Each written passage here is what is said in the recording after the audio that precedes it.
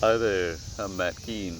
Welcome to Creating a Future We Want, the Our Learning series. Been chatting with our 5 and 9-year-old recently a little bit about some data that my father collected from his economics class. I'm going to do 2 little videos about this because it's two different classes, but the gist of it was he went into class with a question, and the question was very close to what is your greatest concern for the United States?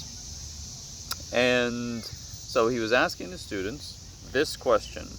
Now, he does this sort of thing all the time. I think it's a mark of an excellent instructor to ask people these sorts of questions, especially like in Econ 101 class. That's not a boring question. He hands out Post-its to everybody so they get a chance to write it down, so that there's no, that vocal minority affecting everybody's response to this query. Now, the results were striking, and this is why we started talking about it in our family.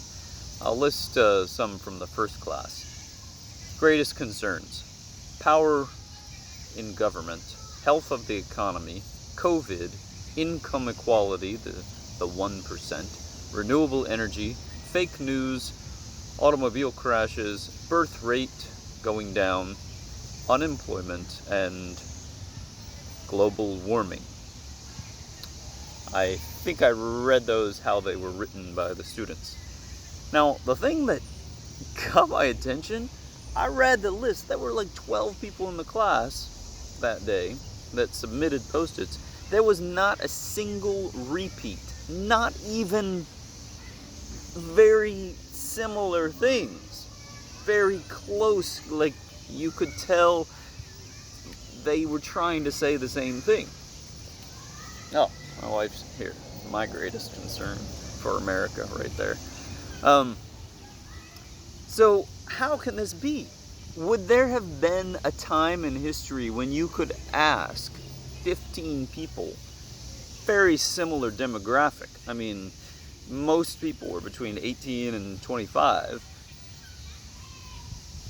Ask them, what's your greatest concern right now? And no repeats. If you ask that question in 1940, if you ask that question in 2000, if you ask that question in 2009, if you ask that question in 1860, if you ask that question in, 1590, what does this mean? Some of the other questions we've been talking about is, how in the world did each person come to have these perspectives? Was it that morning something happened that got stuck in their head? Something major happened in their life when they were a child.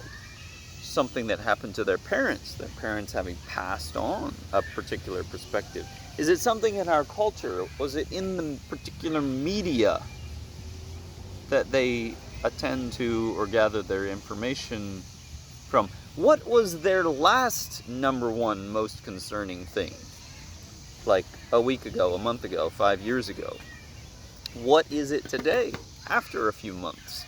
In this world of accelerating change, this dynamical world that we have never seen a precedent for, this might not be surprising to see this kind of divergence in people's concerns. But what does it mean for our values and our communications and our relationships with each other, that our number one concerns are totally different than the person right next to us? What is your number one concern at the moment? I'm Matt Keene. Thanks for visiting Creating the Future We Want, the Our Learning series. What's a vision for communicating about our biggest concerns?